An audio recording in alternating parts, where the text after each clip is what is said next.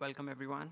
Our next speaker is Daniele Procida, and the title of his talk is How Documentation Works and How to Make It Work for Your Project. So please welcome.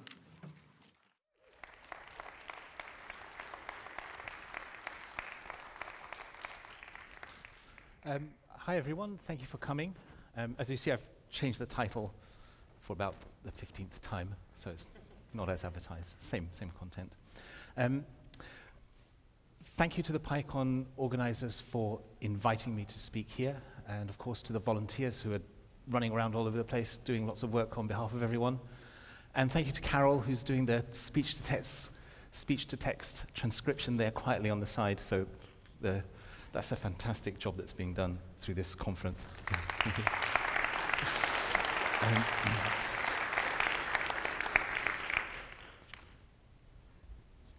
you. That's me, that's what I look like, in case you need to recognize me later.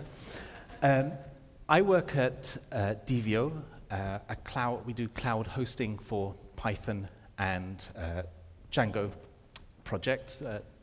DVO.com is our website. The idea of our product is that Django and Python developers shouldn't need to be DevOps or system administrators to get their projects onto the web. So if you'd like to talk to me about that later, please do.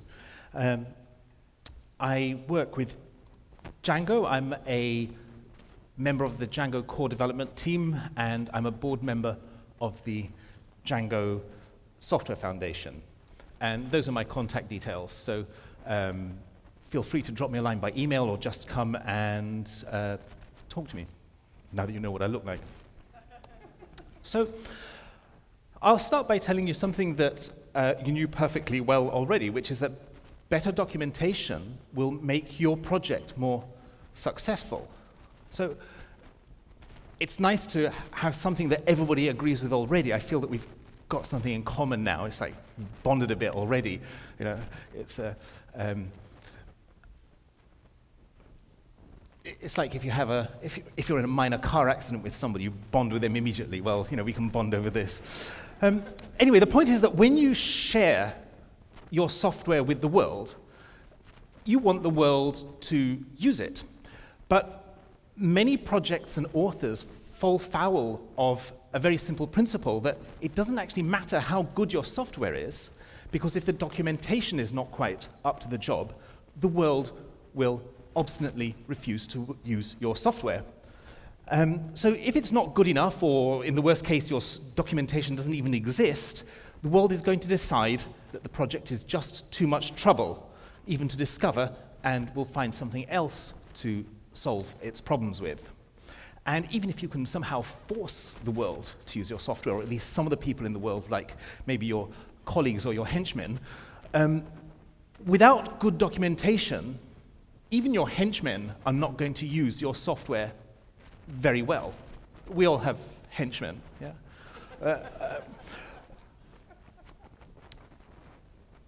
So most people understand all this, and most people try very hard to create good documentation. They know that they need it, and that's what they aim for. And unfortunately, most people fail to achieve that, rarely because they don't try hard enough, usually just because they're not doing it in the right way. And what I hope to explain in this talk is how you can make your documentation better, not by working harder at it, not by making any more of it, possibly not even by writing a single word more, but by doing it the right way. And it's good news, because the right way is actually an easier way to do it. It's easier to write documentation like this, and it's easier to maintain it. And there are some very simple, basic principles that govern documentation that are very rarely spelled out, and they seem to be secrets, though of course they should not be. And I want to spell them out so that they stop being secrets. We have a problem? Okay. So the local taxi companies are coming through.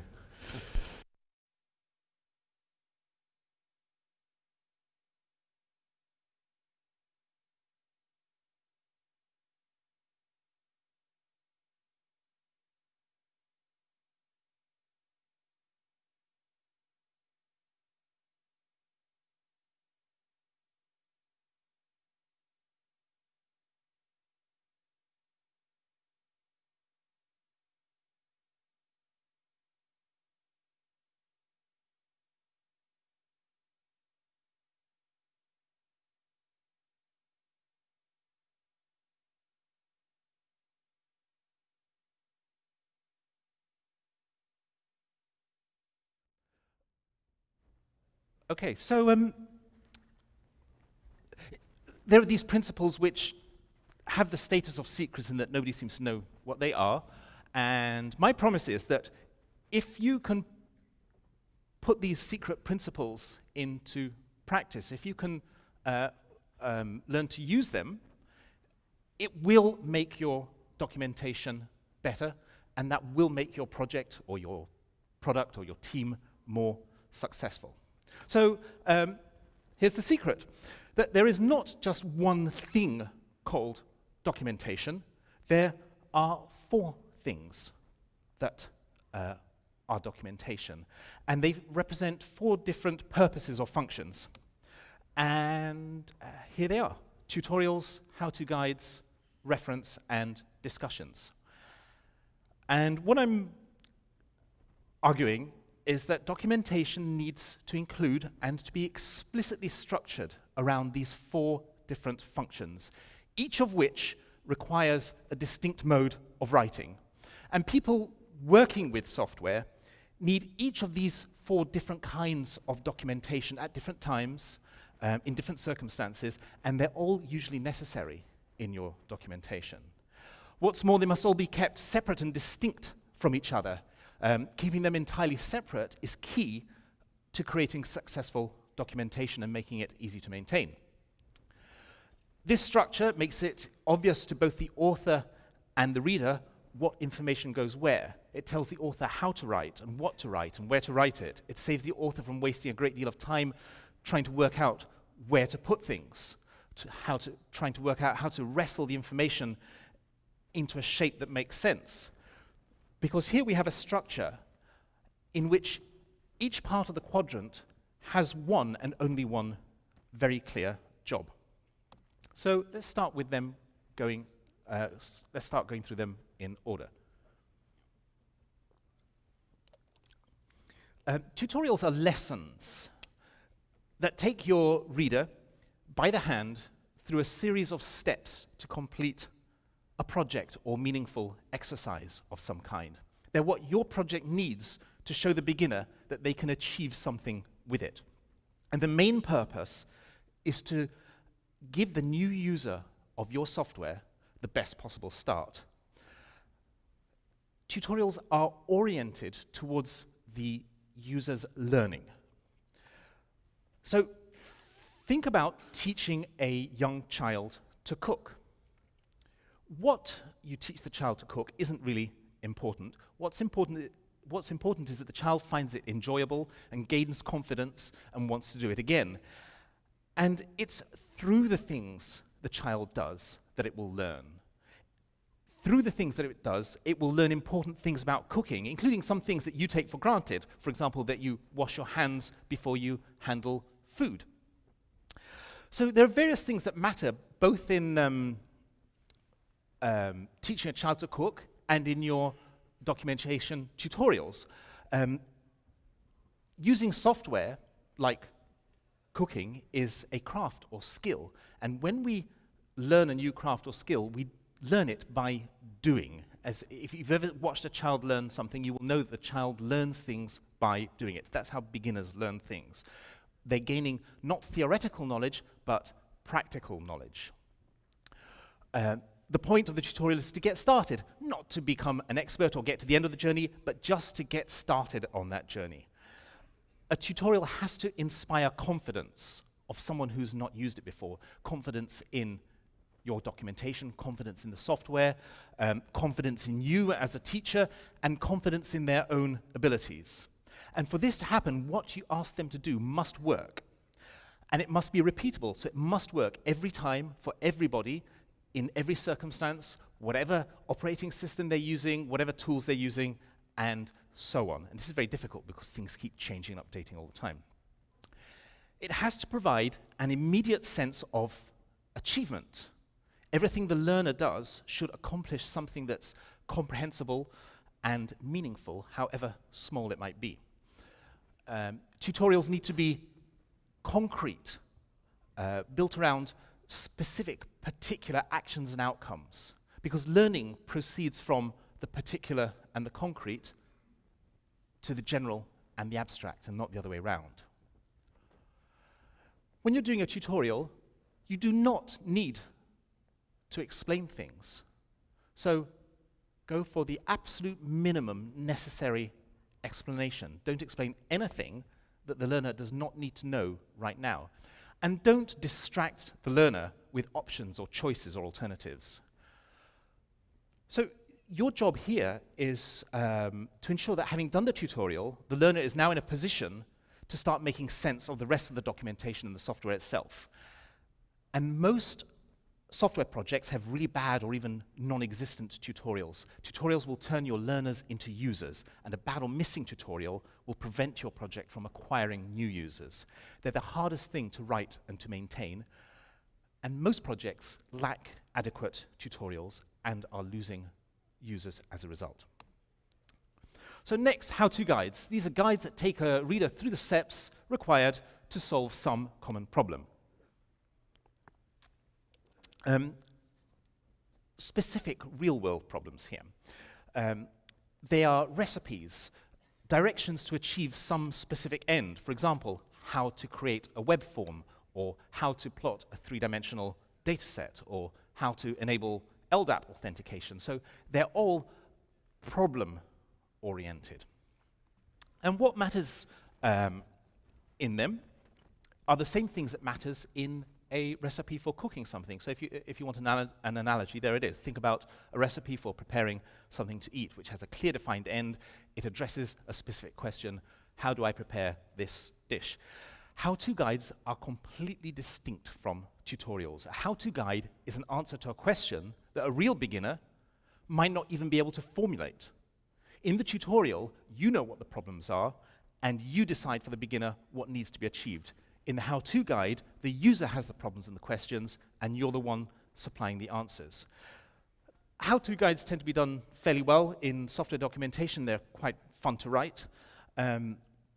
Briefly, what matters here, it's a series of steps, a list of things that need to be done in order, just like in tutorials, to achieve the result. Focus on some specific practical goal or problem and what the user needs to do to get there. Anything else is a distraction. How-to guide has to address a specific question: how do I do such and such? Again, there's no place for explanation in a how-to guide. Explanations get in the way of action. A how-to guide has to have enough flexibility that the user can see how these steps might apply to a very slightly different set of circumstances or a slightly different need. You don't want to lock the user to being able to do only exactly that thing that you're doing, but to know the steps to do something that they can then use as a springboard for moving on. Practical usability is much more important than completeness. You don't have to cover every detail of every step, because you can make some assumptions about that your user already knows some things. And you don't have to mention everything that's related to this topic. And finally, good naming helps. So a topic like how to create a class-based view is a good title, but creating class-based views is not a good title, and class-based views is an even worse title, because it doesn't tell you what the guide is about. We don't need to spend any more time on this, because this is the stuff that gets done the best. Reference guides are technical descriptions of the machinery and how to operate it. They have only one job: to describe. They're code determined, because ultimately that's what they describe, things like key classes or functions or APIs. They'll give you facts like a Django model is a Python class. This is how you create a model. These are the available model fields. This is how you instantiate a model class. And reference material is information-oriented. So it needs to list things like classes and functions and attributes and methods. By all means, it can contain examples as illustrations, but its job is not to explain basic concepts or explain how to achieve common tasks. It should be austere and get straight to the point. Here's another analogy: an encyclopedia article about an ingredient, telling you where it comes from, what its properties are, what chemicals it contains, how it behaves. What matters in your reference documentation is that it has the same structure as the code base, so that the user can navigate the code and the documentation at the same time. And the author can do the same thing too. Consistency matters in reference guide, tone, structure, format. Language must all be as consistent as possible, as consistent as reference material would be in, for example, an actual encyclopedia or dictionary or other reference text. It only has one job: to describe the machinery as clearly and completely as possible. Anything else, like explanation or discussion or instruction or speculation or opinion, is not only a distraction, but will make it harder to maintain the reference documentation. And of course, it has to be completely accurate and up to date, because otherwise the user is going to have information that is incorrect and will make things break for them. For some developers, this is all they imagine when they think about documentation. They think that all documentation is technical reference. They already understand their software and how to use it. All they can imagine other people needing is some technical details about it, and so that's all they write. And then, of course, because they haven't made space for the other things that are necessary, those other things like explanation and discussion and instruction and how-to guides find their way into the reference material and then make the reference material less effective. And here's the final quadrant: discussions or explanations. I keep not being sure whether to call them discussions or explanations. Discussions are explanations that clarify and illuminate a particular topic. They're oriented towards understanding. They're a chance for the documentation to relax and step back from the software, taking a wider view of it. Here's our analogy.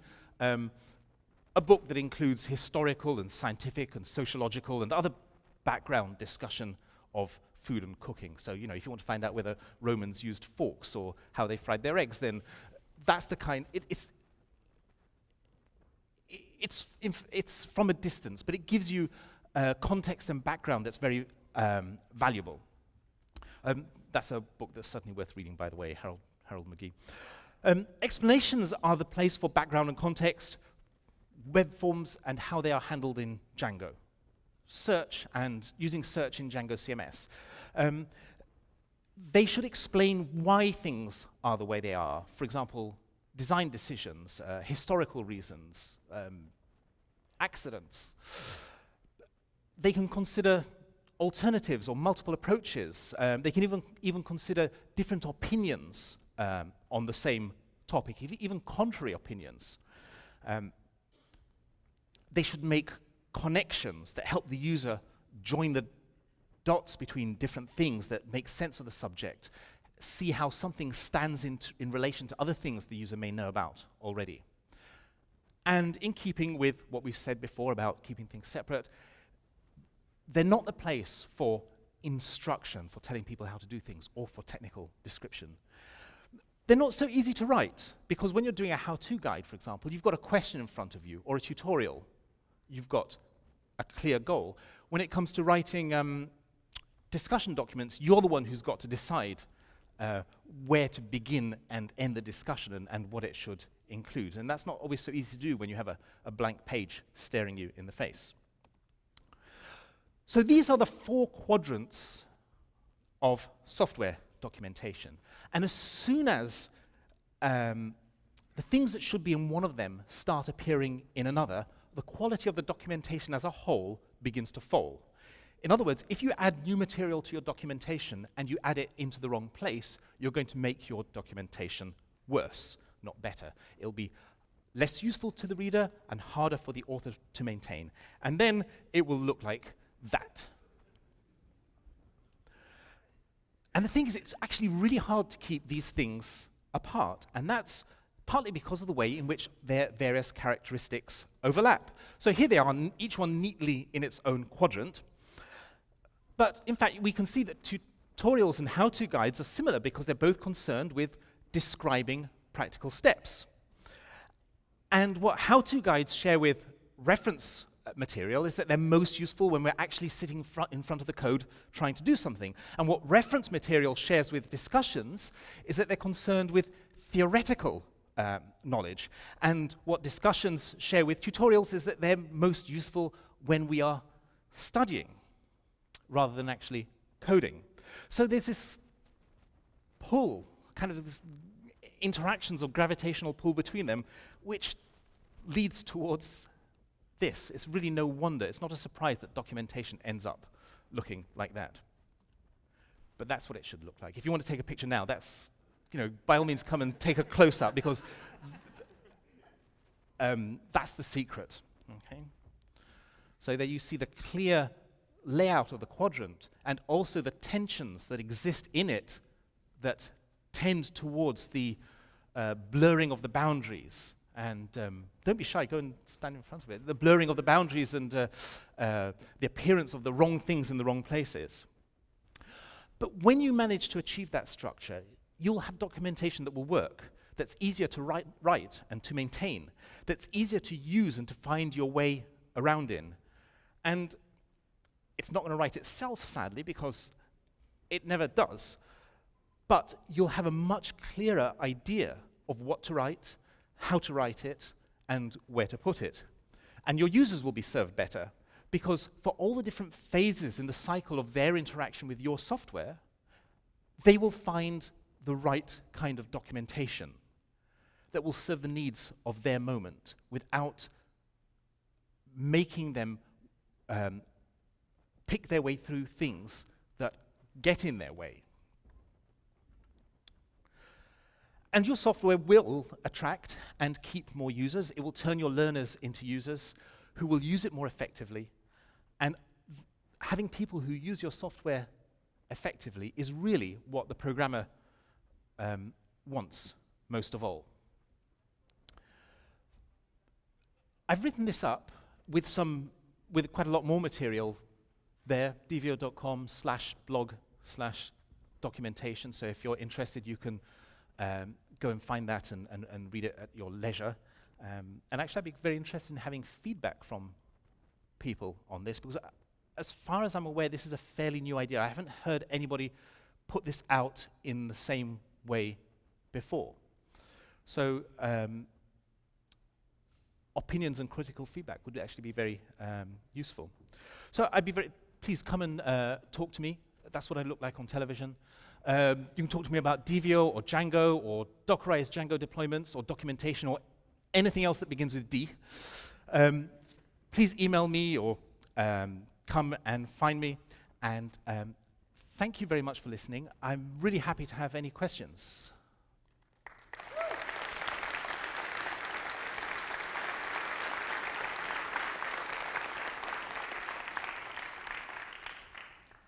I'll put that back up there for you. Hi, thank you for that talk. I think it's a really important subject in open source software. One of the most common things that people ask me is, well, why can't all our documentation just be in the form of Stack Overflow answers and questions? So, because that's really easy. I agree that that's really important. Where do you think question-answer forums fit into the documentation problem? That's actually a very good example, because I don't think that Stack Overflow is a good way of documenting things, but the questions that appear on something like Stack Overflow give you a very good idea, for example, about what how-to guides might be missing. And if the Stack Overflow questions are about things like just getting started in the basics, if they reveal that people are floundering around even getting started, then you know that your tutorials are not adequate. In fact, your tutorials are probably not adequate anyway. All of you. Yeah. Yeah.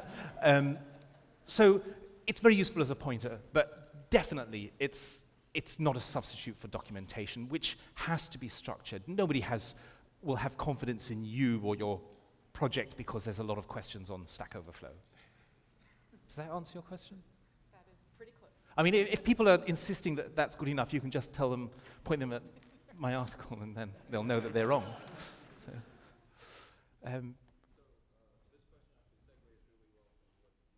I'm sorry, I'm not hearing you very well, which probably means that other people aren't either. Can you hear me now? Yes. Okay. This question actually segues really well from that one. What are your thoughts on documentation being replaced by bots entirely? And what I mean by that is we create an ontology for your documentation. Like you've started out with 4 big pieces, right?